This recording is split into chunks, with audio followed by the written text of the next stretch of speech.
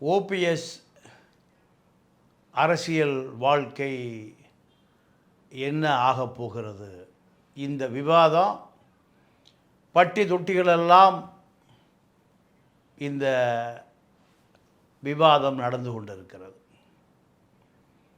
ஓ பன்னீர்செல்வம் மிக சாதாரணமாக தேனி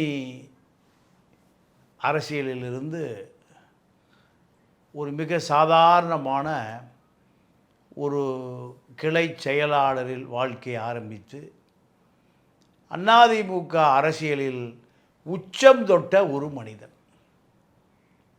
முதலமைச்சராக, அதாவது ஜெயலலிதா எப்பொழுதெல்லாம் பதவி விலகிறார்களோ அப்பொழுதெல்லாம் இடைக்கால முதலமைச்சராக ஓ பன்னீர்செல்வம் அவர்களை